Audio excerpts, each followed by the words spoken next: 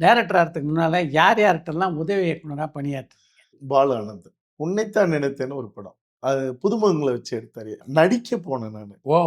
நடிக்கிறதுக்காக போயி, நடிச்சு காட்டுறேன்னு நானு காட்டுன உடனே அவரு எந்திரிச்சு, "எந்திரி நீனு.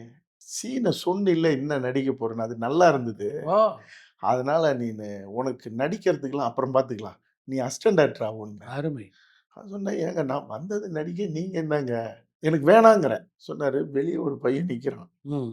போய் பார்த்துட்டு வா." வாசல்கிட்ட 1 மாசமா நிக்கிறான் அசிஸ்டன்ட் டைரக்டரா கேட்டு. யாருன்னா, பின்னாடி சங்கர் சார் கிட்ட செல்வராஜ்ன்னு ஒரு பையன் இருந்தான். அவன் கேட்டு நின்னுகிட்டு இருக்கான். ம். நான் என்னமோ தோணுச்சு உன்ன கேட்கிறேன். நீ போய் உன் நண்பர்கள்ட்டலாம் கேளு. பாலானந்த் இந்த படங்கள்லாம் பண்ணியிருக்காரு. அவரு கேட்டாரு அசிஸ்டன்ட் டைரக்டரா அப்படின்னு நீ போய் கேட்டுட்டு வா. நாளைக்கு வா அப்படின்ட்டாரு.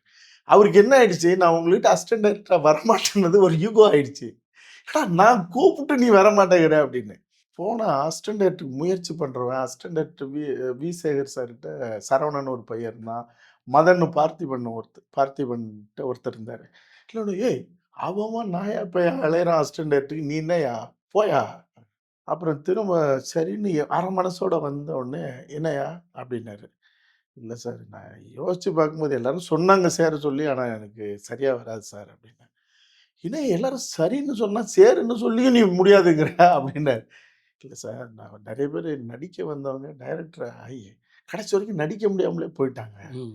அப்படி எனக்கு ஆயிடுச்சுன்னா நான் என்ன சார் செய்யறது?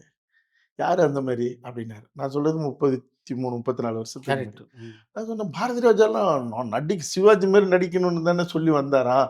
இப்ப இல்ல பின்னாடி நடிச்சாரு அது வேற விஷயம். நான் அத சொல்றேன். யோவ்! நீ ஏன்யா பாரதி ராஜா சார பார்க்குற? பாக்யராஜ பாருயா. ம். அவரு கரெக்ட். நடிச்சு டைரக்ட் பண்ணாருல்ல. எனக்கு அந்த இடத்துல அது கன்வின்சிங்கா இருந்தது. சரி, அரை மனசோட கொஞ்ச நாள் இருப்போம்.